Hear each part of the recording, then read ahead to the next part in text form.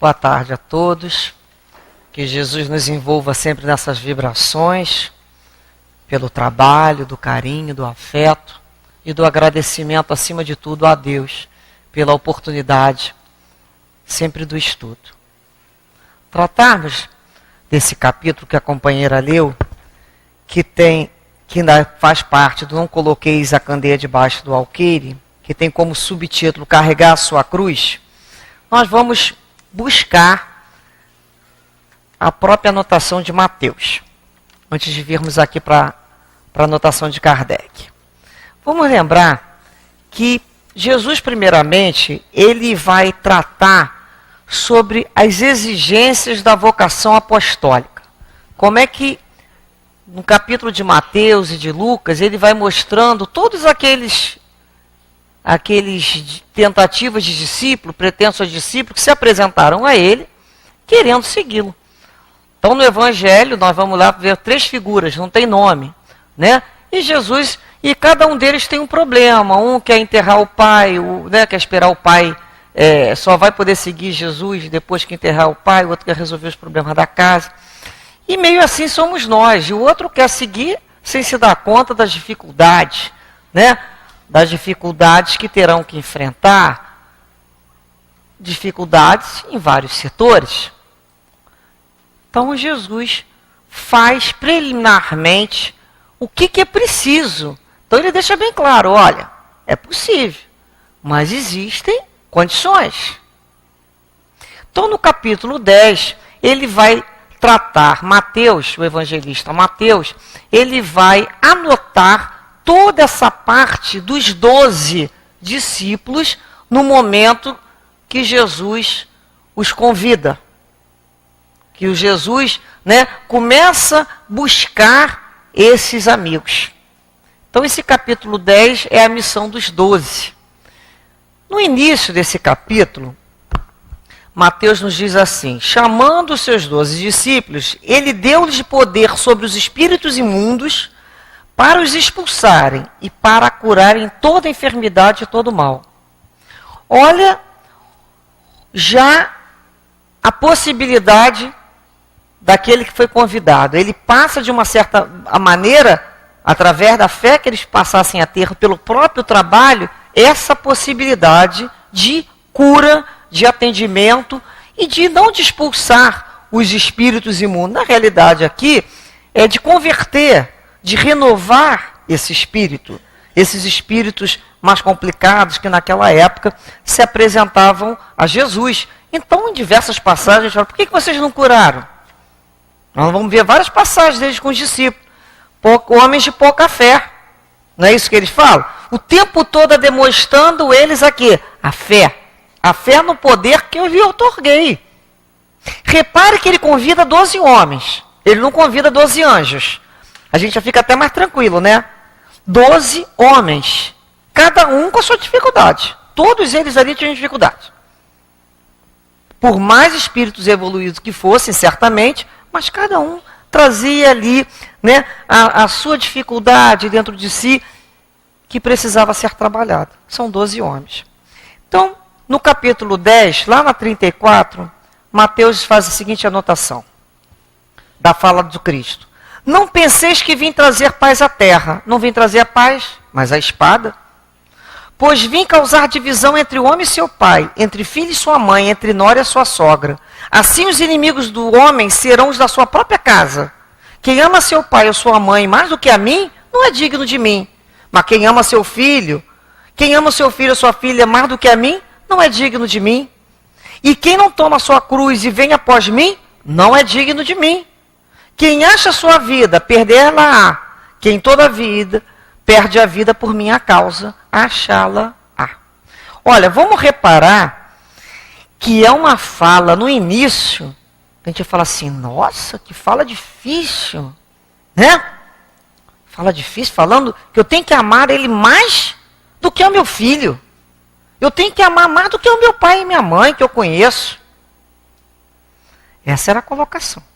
A gente vai lembrar também, quando ele vem, e também quando ele fala, não vim trazer à terra a paz, mas a espada.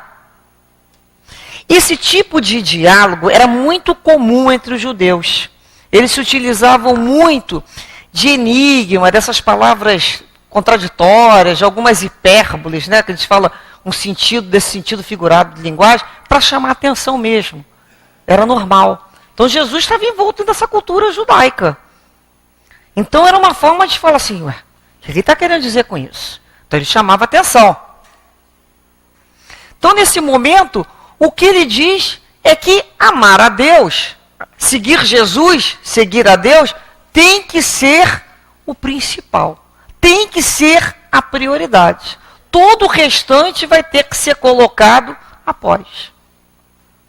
Por isso que os outros discípulos não conseguiram. Aqueles outros que tentaram ser discípulos dele. Tinham outras prioridades com a vida material, tinham prioridades com a sua vida de uma forma geral, tinham outros interesses. Não era aquela prioridade. E nós nos perguntamos, e nós? Quando nos colocamos que estamos com Cristo, somos discípulos do Cristo, acreditamos em Jesus, qual é a nossa prioridade? Diante da fé, dos convites, das circunstâncias que a vida nos oferece o tempo todo para decidirmos. Continuando. Nesse versículo, 37, ele nos diz que precisamos amá-lo a mais do que a nossa própria família. Quem ama seu filho ou sua filha mais do que a mim não é digno de mim. Então vamos ver isso aqui. A nossa fidelidade ao Cristo terá que ser maior do que as portas largas das convenções sociais, inclusive o das famílias. Então a gente pode pensar o seguinte: quando é que foi? A gente fala assim, mas isso choca, isso é muito diferente. Não é não. Vamos tentar lembrar quantos de nós não conhecemos uma história ou vivenciamos na própria carne determinadas decisões que tivemos que fazer em detrimento à nossa família.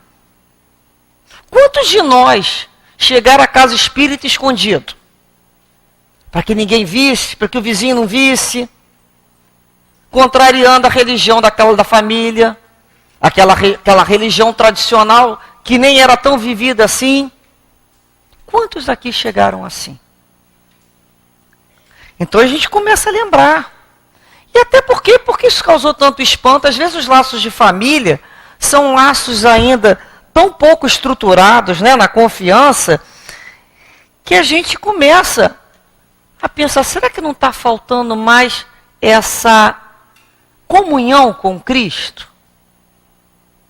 Será que às vezes a gente não faz uma troca em nome de convenção social, medo do que as pessoas vão falar, do que o vizinho vai achar, Eu me lembro quando a gente inicia na casa espírita, quando não vem de família espírita, eu tiro por mim, a gente começa a explicar muito aos outros. Olha, não, porque lá, vou tentar te explicar. Lá é assim, assim, assim.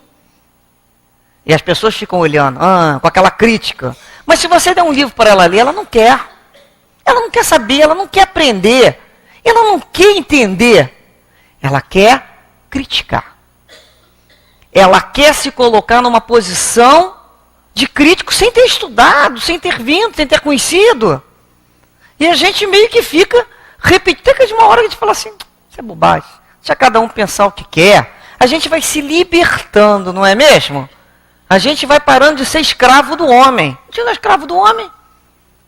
Eu não dependo do homem para nada. Da opinião. A gente vai ficando mais tranquilo. A gente não tem mais necessidade de brigar pelo nosso ponto de vista. A gente tem o nosso, o outro tem o outro. O nosso a gente continua. Se o outro quiser aprender, se quiser chegar junto, que a gente fala para tirar uma... A gente explica. Mas não invadir o outro. Como se a gente tivesse devendo uma explicação. Eu me recordo que quando eu aqui cheguei, muito nova por sinal, na época, vocês verem como é tempo a gente estudando por problema, tinha um rapaz, novinho também, e eu me lembro que nós dois ficamos sabendo pelo plano espiritual, da psicografia, pelo Dr. Remo, que nós éramos médiuns, por isso que a gente era tão tadinho, destrambelhado, eu não conhecia o rapaz. Eu só me lembro que a gente sentou ali fora e eu comecei a chorar, eu vi que tinha um outro chorando do meu lado. Eu falei, ele está chorando. Nós estávamos chorando pelo mesmo motivo. A gente queria, porque queria que tirasse aquele negócio da gente. Que negócio de mediunidade. Então a gente descobriu que era médium, mas que a gente não quer isso. Nós viemos aqui para pedir para tirar isso de mim. E o doutor Herman falou que era médico, não tinha como tirar. E a gente chora. Como é que eu vou? Eu me lembro que ele falava, eu também, como é que eu vou contar isso lá em casa? Né? Como é que eu vou falar isso lá em casa? Realmente, numa idade que toda a família é completamente contra, por ignorância, no sentido de ignorar, é difícil. É muito difícil, até porque você não sabe nem explicar. Você não sabe explicar, você não tem conhecimento, e o outro fala cada barbaridade e você fica ali, né, naquela guerra de opiniões. E até que aquilo tudo, por necessidade, olha bem, nada de bravura, nada de fé, de testemunho, necessidade, por dor, a gente vai ficando, até que aprende. Aí o dia que concitada uma questão dessa, a gente já sabe dizer por que está aqui. Olha, eu cheguei por um motivo, mas eu não estou mais pelo mesmo motivo que eu cheguei. Nós mudamos. Então a casa, quer dizer, o Espiritismo, a doutrina espírita, a nossa fé no Cristo foi sendo fortalecida na medida que cada elemento desse de obstáculo foi sendo superado. Não são só os elementos exteriores, os nossos elementos interiores também. Como assim espírito? Como assim? Né? Como assim alguém que já morreu? Quer dizer, é destruir todo aquele conhecimento, aquele pensamento que se trazia. Isso requer tempo. Isso é um conflito. A gente tem que entender que isso é um conflito.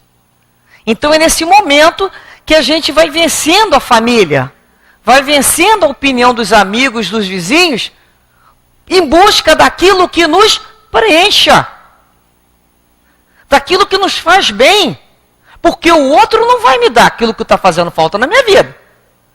Não tem dinheiro, não tem bem material que coloque o meu coração em paz, em harmonia. Não tem. Não adianta procurar minha felicidade nessas situações materiais que a gente vai se cansar, não vai encontrar. É dentro da gente. Então é quando o médium se encontra com a sua mediunidade. É quando a gente vem para casa e sente a presença do plano espiritual, nos momentos de dor, de dificuldade. Você sabe que não está sozinho. São esses momentos. Então é a prioridade. Então você aprende a escolher aqui. Você aprende a escolher aquilo que te faz bem, aquilo que te preenche, aquilo que é o mais importante de uma reencarnação. A presença de Deus em sua vida. Então a gente vai fazendo essas escolhas. Depois, a gente pode lembrar, quando Jesus, nessa questão com a família, que o próprio Cristo, em todos os momentos, vai nos dar uma aula de quê? De renúncia. Ele vai renunciar. Ele renunciou às situações estimáveis do mundo, né? Ele renunciou à vivência com a família, ele renunciou à sua própria vida material, ele não titubeou. Em nenhum momento ele estava ali. Pacífico, tranquilo, seguro, mas não se omitiu. Em momento nenhum Jesus se omite. Então ele dá aula ali de renúncia. No livro Boa Nova, de Humberto de Campos, psicografia de Chico Xavier, no capítulo Amor e a Renúncia, Pedro questiona Jesus sobre essa questão, colocar o reino de Deus acima do pai e mãe. Quem não fizesse isso não poderia ser seu discípulo. Então Pedro vai questionar Jesus. Como assim, Senhor? Então Jesus fala, olha, antes, aquele que tiver verdadeira fé para colocar o poder de Deus acima de todas as coisas, de todos os seres da criação infinita. Ele fala, o apóstolo ouviu, né, e perguntou sobre o laço de família. Então ele diz que o reino do céu no coração do homem deve ser o tema central da sua vida. Tudo mais é acessório. A família no mundo está igualmente subordinada aos imperativos dessa edificação. E ele pergunta para Pedro, já pensaste no supremo sacrifício de renunciar? Então ele continua, né? Toda a mensagem conversando com Pedro, no final ele fala assim, Como são raros que sabem ceder e partir em silêncio por amor ao reino, esperando de um instante em que Deus se pronuncia. Entretanto, Pedro, ninguém se edificará sem conhecer essa virtude e saber renunciar com alegria à vontade de Deus. Ou seja, naquele momento que Jesus se dirige ao Gólgota, é como se ele olhasse para toda a multidão e dissesse assim: olha, eu renuncio em nome de quê? Em nome da vontade do Pai. Pai, seja feita a vossa vontade. E nós sabemos renunciar? Às vezes a gente não consegue renunciar a um programa de televisão, não é mesmo? E a gente começa a inventar problemas, porque a nossa prioridade não está clara. Enquanto isso não estiver bem organizado na nossa mente, a gente não vai conseguir condicionar o nosso coração. A hora que a gente fala assim, ó, prioridade da minha vida tem que ser Deus. Prioridade da minha vida tem que ser viver de acordo com os padrões do Cristo. E é um conflito. Por que vai existir o conflito? Primeiro que eu trago dentro de mim todo aquela pessoa velha, aquele espírito ligado às paixões, aos interesses mesquinhos. E nessa reencarnação eu tenho um anseio, eu tenho o desejo de participar do padrão do Cristo. Você acha que vai ser fácil? Eu tiro isso e coloco um outro comportamento? Hábitos seculares de egoísmo, de orgulho, de vaidade? Claro que não. Vai ser muito difícil. E essa fé está sendo testada dia a dia. Essa é a fé. Quando eu quero seguir o Cristo, eu tenho que ter condições, consciência de entender que a natureza não dá salto. Eu vou cair de novo. O importante é levantar. O importante é eu saber que eu tenho que levantar. Eu não sou aquilo que eu gostaria de ser. Eu ainda vou errar muito. Mas eu já estou no caminho. Então, eu tenho que aprender a olhar a minha personalidade ainda o quê? Grotesca de uma certa maneira, egoísta. Esse homem, né, que a gente chama o homem velho que cada um traz em si, olhar para isso e falar, isso eu não quero mais. Mas não dá para fazer de conta que isso não existe. Sou eu. Isso que eu estou olhando que eu não quero mais, sou eu. Eu não posso me destruir. Eu tenho que me substituir. Eu tenho que me renovar. Eu tenho que reeducar. Isso tem que ser com tempo. Com consciência e não por medo de nada. E aí eu entendi e falei assim, esse comportamento não está mais de acordo. Esse comportamento que eu tenho aqui, ó, está em desacordo com o que Jesus me indicou que eu tenho que fazer.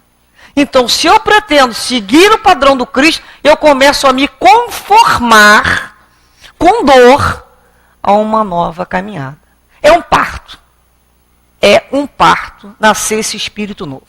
Todo dia é um parto. Durante o dia são N partos. É aquela hora que você tem vontade de responder e tranca a língua. É aquela hora que vem aquele pensamento e você não quer mais esse tipo de pensamento. É aquela hora que você olha para o outro e aquilo vem. É um parto. Dói olhar e ver o quanto é difícil. O quanto que eu sei e ainda não consigo fazer. Aí eu falo, não posso desistir, porque se eu tenho certeza que eu não sou aquilo, eu não posso desistir. Só desiste aquele que está iludido achando que já é discípulo. Nós não nos iludimos. Nós sabemos da dificuldade. Aqui não tem santo. Aqui temos que entender que nós somos criatura, que estamos a caminho com o Cristo. Ele sabe da nossa dificuldade. Ele sabe da dificuldade de cada um de nós. Ele nos conhece pelo nome. Nenhuma ovelha se perderá. Então é aquele momento que você fala assim, não estou sozinho, não vou desistir não. Caí nessa, vou levantar e vou tentar de novo. Quantas vezes eu demorei para aprender o erro? Por que eu vou desistir assim tão fácil? Então é a hora que a gente vai criar o quê? Resistência. Até automatizar um novo comportamento, que é o comportamento do bem. Isso vai demorar. É natural. A gente tem que falar para a gente, é natural. Vamos de novo, agora vai ser mais fácil. Vamos de novo. Mas eu tenho que saber por que eu estou querendo fazer isso. Não é por medo de nada. Não é porque ninguém está mandando. Porque eu quero.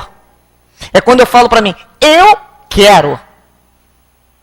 A partir de agora, eu direciono a minha vontade. O mundo não me diz mais o que eu tenho que fazer. O mundo está lá me dando ordem, que eu tenho que corromper, que eu tenho que ser corrompido, que eu tenho que atropelar o outro para me dar bem.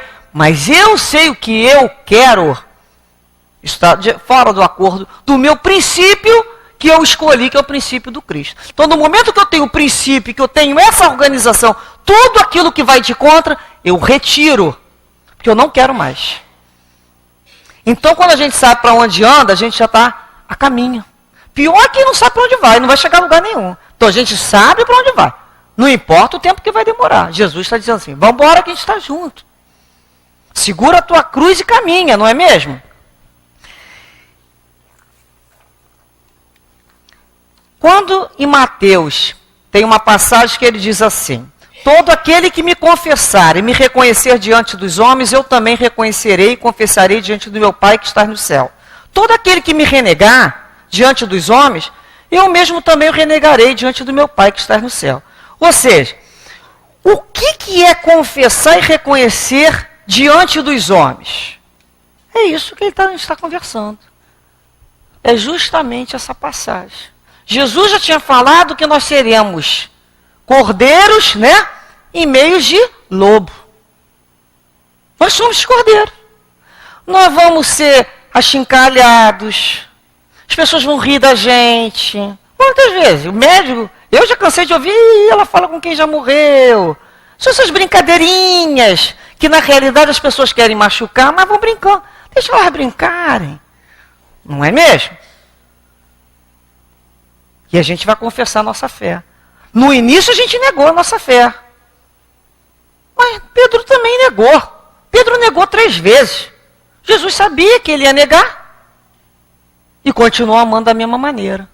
Somos nós. Quantas vezes nós negamos a nossa fé? Por vergonha. Local de trabalho, umas pessoas muito chiques. Não é assim que a gente fala? Não vai entender. Não, é medo mesmo de enfrentar e dizer, sou espírita. Aí começa aquelas, sou espírita kardecista de mesa com toalha branca bordada azul. Para deixar o negócio assim muito tranquilo. Como se... Para que isso? Nós somos espíritas. Nós somos, antes de tudo, nós somos de Deus. Nós somos de Deus. Então, enquanto a gente aprende a não ser mais escravo do outro. Eu sou serva do Senhor. O outro é tão escravo quanto eu. Se ele entender, muito bem. Se não entender, paciência. Graças a Deus, nós temos uma Constituição que nos garante, um país como o nosso, que nos garante essa liberdade religiosa. E temos que aproveitar disso, porque em outros países não há. Eu acredito, quando a gente veio reencarnar, nós tínhamos países melhores para ir, gente. Eu acredito. Mas falaram assim, ó, para trabalhar a sua fé, não tem lugar melhor que o Brasil. Ah, gente, vamos para lá então. É a nossa prioridade. Nós já tivemos outras vidas, com conforto, que o ônibus funciona no horário, não é mesmo? Que o clima é ameno. Nós já tivemos essas vidas. O Brasil é o melhor lugar para podermos trabalhar questões de fé. Seja que fé for. Então por que a gente vai se prender por causa do outro? Ah, meu pai não deixa vir, minha mãe não deixa, meu marido não concordou. Como é que o marido vai concordar, não vai concordar sobre a minha fé? Foro íntimo. Qual foi o momento que se deu confiança para isso, né? Uma vez eu perguntei para uma criatura, qual foi o momento que eu dei liberdade para alguém dizer para mim se concorda ou não concorda com a minha fé? Então somos nós que abrimos esse espaço. Isso é foro íntimo. Ninguém tem que se meter na minha fé. Isso é livre-arbítrio mais profundo. Então a gente questiona, qual foi o momento que eu abri para o outro essa possibilidade de intromissão? Fomos nós. É a hora que a gente fala assim, olha só, eu sou isso aqui, né? A gente é um kit. E a minha prioridade é isso aqui. Então quando o outro nos conhece, quando a gente, a partir disso, a gente já sabe o que a gente vai escolher. A gente vai sofrer, a gente vai ficar chateado se o outro não entender, mas isso já é intrínseco meu. Ser espírita, não consigo com outra coisa melhor na vida que eu tenha sido do que ser espírita, do que ser médium. Na minha vida eu não tive. A melhor coisa da minha vida foi ser médium. E mãe. Médium e mãe. Primeiro eu fui médium antes de ser mãe. Então não há coisa melhor do que o convívio com o plano espiritual. Não há melhor. E lembrar que eu já chorei e pedi para tirar. Para você ver como é que a gente muda. Então por isso que Jesus, né, está até hoje nos vendo no futuro. Então um adepto da doutrina espírita, da mesma forma, ele vai confirmar a sua fé. A gente vai lembrar de uma passagem no livro País da Luz, volume 1, Fernando de Lacerda, numa conversa com essa de Queiroz, essa de Queiroz falando com ele, com o médium, né? Fernando Lacerda é aquele que psicografava com 2 mãos, conversava e trabalhava no delegacia de polícia, conversava assim, escrevia, ainda falava, é aquele médium, né? Que é assim, o sonho de um futuro de médium. Ele e o Chico é que iam visitar no Memórias do Suicida o Camilo. Eram esses médicos que têm essa possibilidade, o tempo todo estão em trabalho. Então, no início começaram a questionar lá com o Fernando. Será que é essa de Queiroz mesmo que está escrevendo? E começou lá em Portugal aquela confusão. E o Essa respondeu para ele. Não vou ler tudo, vocês leiam que vale a pena esse capítulo. É o primeiro capítulo no País da Luz. Então, Essa fala assim, olha, com pouco te preocupas. Bastou que alguém te pudesse em dúvida da existência real da minha individualidade para que te sentisses fraquejar. Que te deve importar a opinião dos outros, quando ela é destituída de base séria que lhe mantenha o peso? Aí depois ele continua. Perdes facilmente a serenidade, amigo. Pois queres discussão e não queres ser discutido? Naquela época ele queria discussão, não queria? A psicografia do Essa de Queiroz. Ele estava querendo discussão e não quer ser discutido? Somos nós. E ele continua. Querem vir lançar um repto à velha sociedade, à velha ciência, ao teísmo, à ignorância, e não queres que te discutam? Quer entrar de chofre no mundo com cartas de uma singular contextura, revelando estranhas e singulares formas de pensar e de dizer, e não queres que esses que vai despertar da sua sonolência e atacar no seu conservantismo ou na sua fláucia, te respondam com dúvidas, com repelões, com vaias ou com insultos? Não quer isso? Conheces algum inovador, pacífico instrumento da revolução científica, revolucionário pioneiro do progresso humano, que não tenha passado ante os seus coevos por louco, visionário, mistificador, charlatão? Que encontras em ti que te fizesse esperar sair da regra geral? És um ingênuo. Se tens a epiderme assim sensível, não vá mais além, desiste. Se tens a epiderme assim sensível, não vai mais além. O que é epiderme sensível? Cheio de milindres. Isso é um trabalho. Para quem tem que ter o quê? Ser cascudo mesmo. Ter resistência. Foi onde ele desenvolveu depois. Você vê que o plano espiritual não tem milindre com médio, né? Ó, não tem condições, desiste. Vai provocar discussão. Vai fazer, né? Igual aquela passagem lá de Jesus com Lázaro. Vai tirar a pedra para o outro sair do sono que dorme. Levanta-te e sai. Mas alguém tem que empurrar a pedra. Então são os médiuns.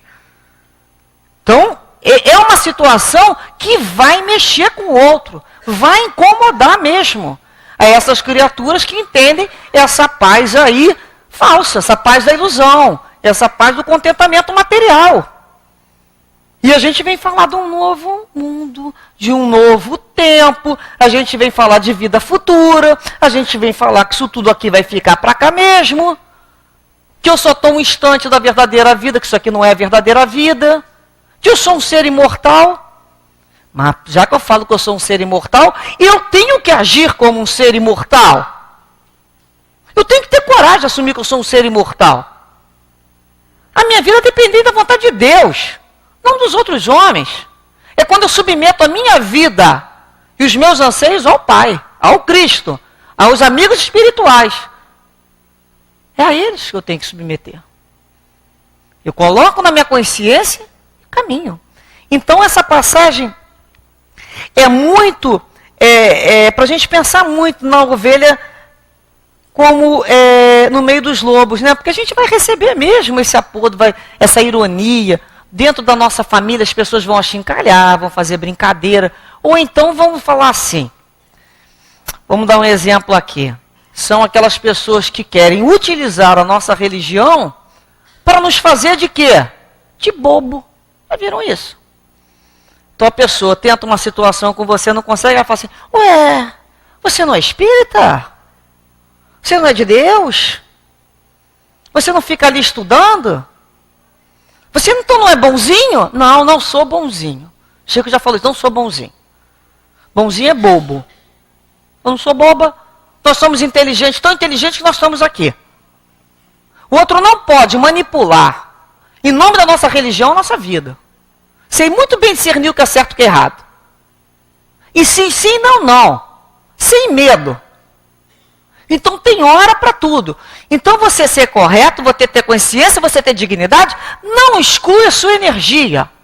Muitas vezes nós vamos ter que usar de energia sim. E dizer para o outro, não, teu limite é aqui. De uma forma educada, mas firme. Então quando a gente começa a aprender, a gente não tem compromisso com o bonzinho. Ué, porque eu sou religioso, eu tenho que concordar com tudo, tenho que fazer tudo que o outro quer? Como assim?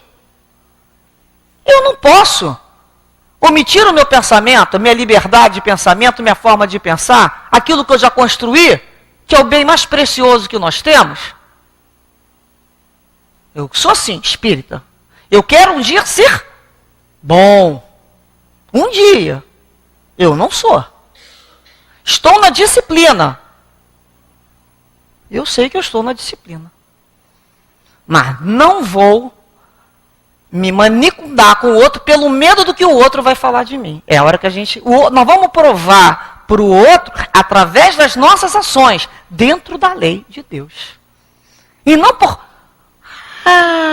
porque a sua voz é firme, a sua voz é fraquinha, porque não fala chuchuzinho. Isso não tem nada disso. Cada um é o que é. Minha forma de falar é essa, a voz do outro é outra, um é de uma maneira. O importante é o que você está querendo com esse objetivo. Se o objetivo não é iludir o outro, não tem por que mudar a voz, fazer jeitinho, nem fazer careta. É isso que eu sou.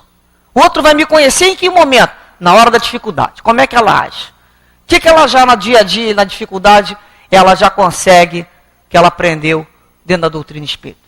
Me conhecer na hora que está tudo bem é fácil. Quero ver me conhecer conhecer o outro na hora da contrariedade, não é? Como é que o outro age? Na hora que ele está sendo frustrado. Na hora que ele está levando o não. Como é que ele age? Então é a hora que a gente também vai se conhecer. E a gente vai falar assim, nossa, como nós já mudamos, né? Nós queremos ser felizes como todos, mas não mais a qualquer preço. Bem, no versículo 38 e 39, que ele fala, quem não toma a sua cruz e vem após a mim, não é digno de mim. E quem acha a sua vida, perdê-la-á. Quem, todavia, perde a vida por minha causa, vai achá-la. Então, tomar a sua cruz, vamos ficar nesse versículo 38. Tomar a sua cruz, os discípulos de Jesus conheciam isso muito bem, né? Todos aqueles presos iam ser crucificados. Chegou um momento lá, na época de um daqueles imperadores, que não tinha mais lugar nem para enterrar a cruz, de tanta cruz que tinha. Então já sabia que ia morrer, ia ser, a forma da morte era ser crucificado. Mas nesse momento que Jesus fala, toma a sua cruz e me segue, é aquele momento que ele nos deu as informações. Olha, vocês têm aqui a lei moral. A ordem é essa. Vocês têm que agir dessa maneira.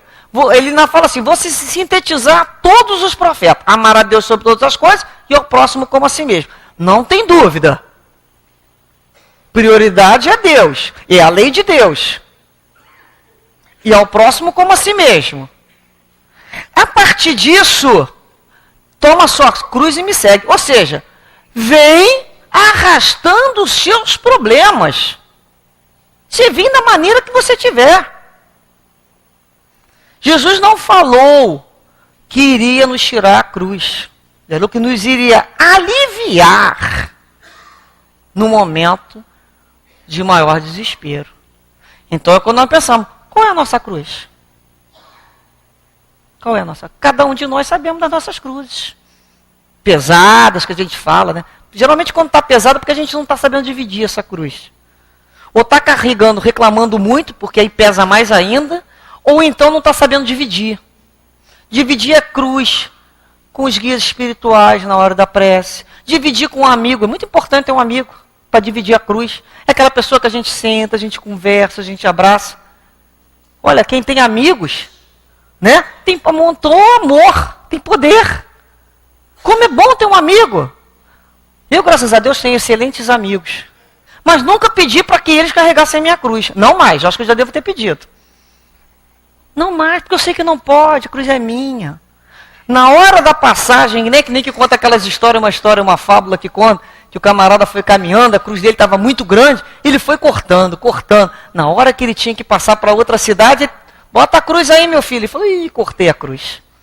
A cruz é justamente, cada cruz nossa tem a medida exata para nos transportar por uma outra fase espiritual. Se a gente corta essa cruz, se a gente desiste de carregar, na hora que tem que transportar não tem tamanho, a gente ouve o quê? Volta lá e vai começar tudo de novo.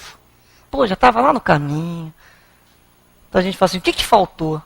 Então a gente começa a lembrar dessa carregar a sua cruz. Aprender a carregar a sua cruz de uma forma mais digna. Não mais aquele peso, né? Aquela reclamação. Essa é a cruz da minha reencarnação. Ela é uma mestra, ela é justamente, vem na medida exata das minhas dificuldades. Então é quando eu começo a aprender a carregar minha cruz. E graças a Deus eu já tenho condições de carregar a cruz, gente. Porque quem não está com uma cruz muito complicada, talvez não tenha ombros ainda. Então a gente não pede para tirar a cruz, que nem Emmanuel nos ensina. A gente pede para fortalecer os nossos ombros, para carregar essa cruz. Bendita cruz, que vai ser o meu passaporte, vai ser o tamanho da minha ponte de sair de tanta dor e sofrimento que eu criei. Eu criei em momentos que decidi outras coisas contrárias à fraternidade universal, em outras reencarnações e nessa. Eu criei o tamanho dessa cruz. Ainda bem que já temos condições, né, de arrostá-la. Então a gente vai lembrar, morrer, né? Pega a sua cruz, tome a sua cruz, não é digno de mim quem não tomar a sua cruz. Outra coisa que a gente vai lembrar também são a cruz como marca do Cristo. Não é só essa cruz de madeira, né? Qual é a marca do Cristo? É a marca da renúncia dos interesses pessoais para o coletivo. Toda vez que a gente lembra do Cristo, as pessoas falam, me lembrei da cruz. Não, a marca do Cristo é a marca da renúncia.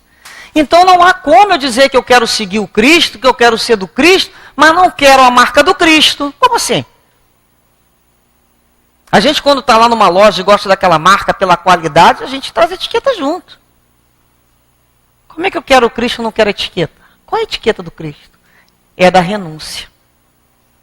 Então Jesus, no tempo todo no Evangelho, todos os momentos ele vai nos oferecer lições para pautar a nossa vida em outros padrões. Eu não sei como eu lido com o outro quando o outro me magoou. Abre o Evangelho, está lá. O que Jesus falou quando o outro?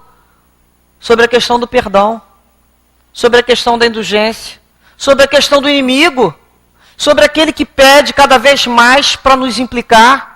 Está lá no Evangelho. Mas a gente não quer estudar? A gente não quer conhecer do Cristo, quer usar a marca do Cristo sem conhecer da marca. É por isso que a gente entra em conflito. Porque se a gente conhecesse bem do Cristo, a gente não iria se enganar. Então quando a gente passa num lugar e diz assim, eu entrei numa religião e lá as pessoas resolvem meus problemas. Eu vou ter carro, eu vou ter sucesso, eu vou casar com uma pessoa maravilhosa, eu não vou ter mais problema de doença. Peraí, que marca é essa? Essa não é a marca do Cristo. Em momento nenhum. Então a gente tem que começar a entender o que a gente está buscando. O que nós estamos buscando? É quando a gente se pergunta, o que eu estou buscando na religião? O que eu estou querendo? Será que pelo fato de ser médio ou ser religioso, eu acredito que vai ter um tapete vermelho para eu passar? Eu acredito que eu não vou ter problema, que a espiritualidade vai me tirar o problema? Quem foi que falou isso? Não. De maneira alguma. Nós pedimos essas situações que vão nos levar a compreender melhor as nossas dificuldades, fortalecer a nossa fé e a nossa perseverança em nossas decisões e não retroceder mais aquelas questões antigas, pela dor. A dor vai nos fazer lembrar que aquilo dói. Então ninguém pode tirar isso por mim, não. Ninguém tira. Isso não foi colocado. Então a gente começa a ver a nossa cruz. E a gente se pergunta, qual é a nossa cruz? Qual foi o momento que a gente não entendeu ainda e não agradeceu essa cruz que a gente carrega e fala, olha, está muito mais leve. Aprendi a lidar com essa situação.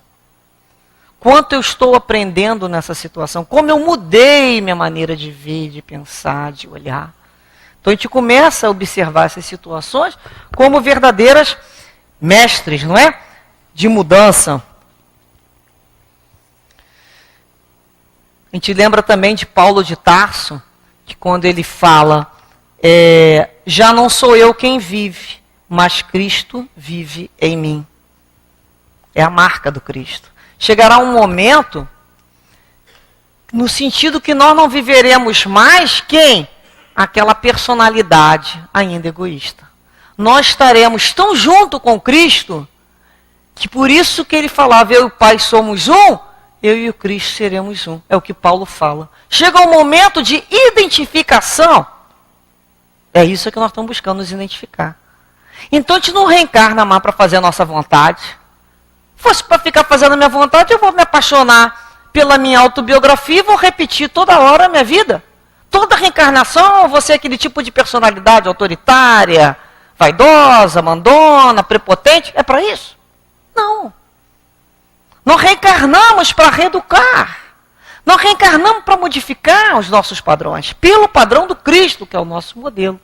Até que chegaremos a uma reencarnação que a gente fala, não sou eu mais quem vive, é o Cristo que vive em mim. Ou seja, o que eu fiz com aquela liberdade toda? Que a gente quer tanto quando é rebelde ter liberdade.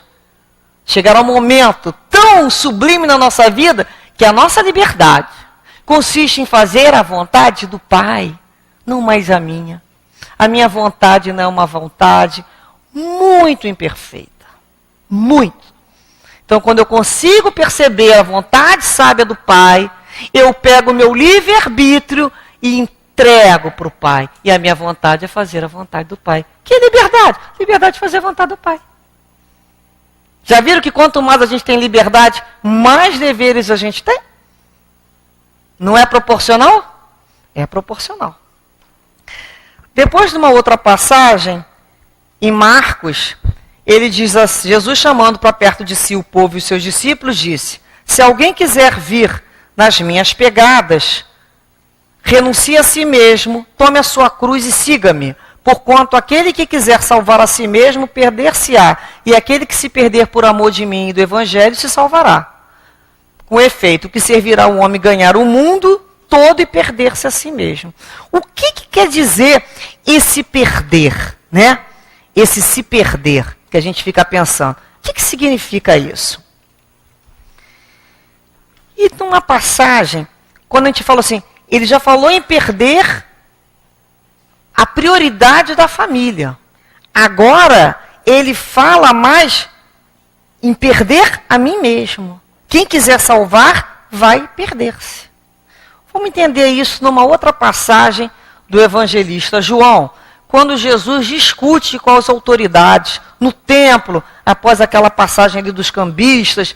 Então, os judeus pedem que ele mostre um sinal. Os judeus adoravam ver sinal. Ele era o sinal em pessoa, mas mesmo assim esse povo quer sinal, não é? Dá um sinal. Dá mais um sinal aí. Eles ficavam presos aos fenômenos. Então Jesus disse, derrubai esse templo, e em 3 dias eu reerguerei. Aí os judeus falaram, há 46 anos é construído este templo, e em 3 dias você vai o levantar? Era complicado, né? Eles passaram 46 anos reconstruindo o templo. E Jesus falou que em 3 dias, se eles derrubassem, ele levantava. Bem, mas, no versículo 21, ele se referia ao templo de seu corpo. 22. Quando, pois, ressuscitou dentre os mortos, lembraram seus discípulos que ele dissera isso e creram na Escritura e na palavra de Jesus. Ou seja, o seu corpo, o templo de Deus. É como se ele falasse assim, pode destruir isso aqui que em 3 tempos eu recupero esse corpo? Porque nós sabemos que esse corpo é uma matéria. Alguém destrói e o outro faz o quê? A gente vai pegar outro corpo. Nós somos espíritos imortais. Então a gente não tem que ter medo de perder esse corpo. Porque muitas vezes, por medo de perder o corpo, nós perdemos o quê? O espírito. Perdemos o nosso espírito, perdemos a nossa dignidade, conspurcamos a nossa consciência, é isso que ele quer dizer. Quantas vezes, pelo chamamento do mundo, pelo sofisma que as pessoas falam, nossa, você está querendo ser todo certinho, a vida é só isso mesmo. A pessoa se deixa levar. É melhor você ter uma vida melhor, cuidar do seu corpo. E nessa hora ela perde o espírito. Por quê? É aquela ideia antiga que nós reencarnamos para viver sensações no plano da matéria. Comer, beber, sentir, cheirar, palpar. Como se a vida se resumisse a isso. E não é. A vida é muito mais do que isso. Esse momento que eu estou vivendo é apenas um instante. Eu estou, Maristela, eu não sou. Então, quando a gente começa a entender que a gente não pode trocar o que é eterno pelo que é perecível, pelo que acaba. Então, o que adianta, em nome de ter uma vida material muito abastada, muito confortável, eu corrompo a minha consciência, a minha dignidade, por causa do corpo? Esse corpo vai ficar. Isso é uma veste que será uma veste imprestável. Outras eu tive e outras eu terei. Então a doutrina espírita vem nos explicar isso com o espiritismo. A vida futura. Quantos, né? A gente pega o livro Céu e Inferno, quantos relatos dos espíritos nos contando sobre os seus problemas, as suas privações, em função da vida que eles escolheram ter, as prioridades que eles ali decidiram. É a vida futura. Quando Jesus falou para Pilatos, meu reino não é deste mundo, estava claro que existia uma vida futura. Então o nosso prêmio, se não for nessa vida, será numa vida futura. O que é um prêmio numa vida futura? Antigamente os judeus achavam que prêmio de Deus, fazer a vontade de Deus, era ganhar lá a terra da promissão, era ganhar lá a comidinha lá que eles pediam lá para transformar o orvalho lá num determinado alimento, no maná, fazer a vontade de Deus. Contrariando Deus, vinha problema. Tudo deles era material. Então Jesus vem falando o seguinte, vamos espiritualizar essa matéria? Meu não é desse mundo. Vamos espiritualizar esse reino de Deus? Vocês estão materializando. Vocês estão se prendendo à matéria. E Jesus nos disse que nós não podemos servir a dois senhores. Ou servimos a Mamon ou servimos a Deus. E quem que nós estamos servindo? Quando a gente escolhe a opinião do outro, a visão do outro sobre o mundo moderno. O que eu estou escolhendo? Será que eu não tenho a coragem de falar assim, não, isso não é uma escolha mais para mim, não. Vou contrariar o mundo? Vou contrariar a minha casa. Nós vamos contrariar muitos interesses daqueles que querem continuar dormindo. Que continuem dormindo, mas a gente já acordou. O que Jesus falou? Acorda, Jerusalém. Levanta-te. É o chamamento que nós temos. Jesus passou por Mateus e falou, segue-me. Levanta e segue. Mateus levantou e seguiu. Sem discussão. Então é o momento que nós nos perguntamos, que tipo de discípulo nós somos? Depois de 20 e poucos anos, que tipo de discípulo nós ainda somos? O que nós estamos esperando? Jesus nunca ficou sentado em beira de calçado conversando com ninguém, não. Ele passou e falou, segue-me, outro seguia. Quem arranjava problema, ele deixava e continuava.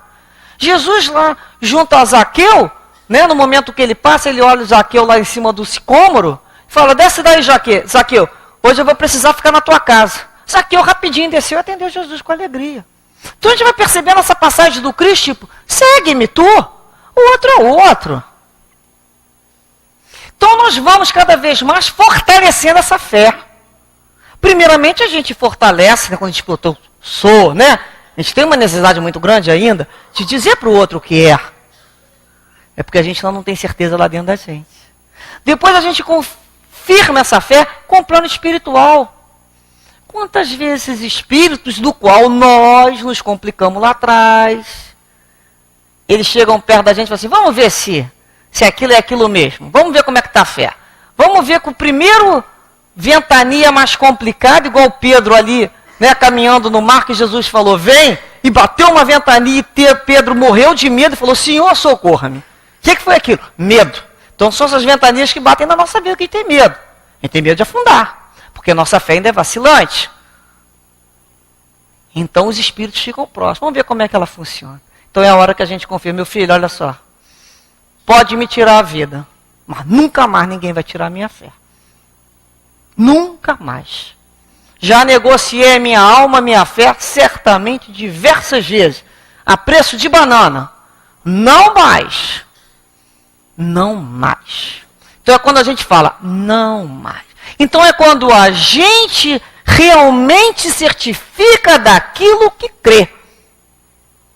Para que um dia a gente possa ser como Mateus, que Jesus, segue-me, a gente levanta e vai. Hoje a gente não para. E meu filho, e o trabalho, e o estudo, e não sei o quê. Será que isso não é desculpa? Nós temos que estudar, nós temos que trabalhar assim. Nós não podemos ser pesados a ninguém. Nós precisamos da família. Mas quando a gente quer, tem tempo para tudo. Tem tempo para servir e trabalhar no bem. Para nós encerrarmos, já passando da hora, tem uma história que eu não poderia deixar de falar, um finalzinho dela, que é do livro também Boa Nova, pelo espírito Humberto de Campos, psicografia de Chico Xavier, que é sobre Joana de Cusa. No ano 68, nas perseguições ao cristianismo, nós vamos encontrar um dos espetáculos sucessivos do circo, uma velha discípula do Senhor, amarrada ao poste do martírio, ao lado de um homem novo, que era seu filho. Então, o executor das ordens imperiais, de olhar cruel e sombrio, dizia para ela, abjura, ou seja, renega. A antiga discípula do Senhor olha o céu sem palavra de negação e queixa, e o açoite vibra sobre um rapaz seminu que exclama entre lágrimas, repudia Jesus, minha mãe. Não vês que nós perdemos? Abjura por mim que sou teu filho. Vocês já imaginaram?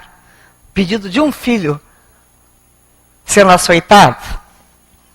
E pela primeira vez dos olhos da Marte, corre a fonte abundante das lágrimas. As rogativas do filho são espadas de angústias que retalham o coração. Abjura, abjura. E a Joana ouve aqueles gritos recordando a sua existência inteira. Recordou também Maria, que foi mãe, viu Jesus crucificado no madeiro da infâmia e soubera conformar-se com os desígnios divinos. Aí ela fala para o filho, cala-te, meu filho. Jesus era puro e não desdenhou o sacrifício. Saibamos sofrer na hora dolorosa, porque acima de todas as felicidades transitórias do mundo, é preciso ser fiel a Deus. Acima de tudo, ele tem que ser fiel a Deus. Não é só no momento bom. Então, os algozes da Marte cercaram de impropérios a fogueira. E eles perguntam para ela, né? Bota aquela labareira que começa a lamber o corpo dela já envelhecida. E ela contempla com serenidade aquela massa do povo que não entendia o sacrifício dela. O outro não vai nos entender. Os gemidos de dor morriam abafados no peito dela opressa. E até que um desses algozes perguntou, o teu Cristo soube apenas ensinar-te a morrer? E ela responde, com a resistência que ainda tinha para murmurar, não apenas a morrer, mas também a vos amar. E nesse instante que a mãe consoladora do mestre lhe tocava suavemente os ombros, né, Maria, e lhe escutou a carinhosa e inesquecível palavra, Joana, tem bom ânimo, eu aqui estou. Então serão aqueles momentos solitários que iremos vivenciar, sem aplausos, sem pessoas nos olhando, seremos somente nós, com as nossas consciências, nossos guias espirituais e Jesus, que conhece a nossa dor profunda, mas que já sabemos que é a libertação para uma vida futura muito melhor. Que Jesus, assim, nos dê a resistência e a coragem de enfrentarmos as nossas cruzes com dignidade e com generosidade ao outro que carrega também a sua cruz. Muita paz a todos.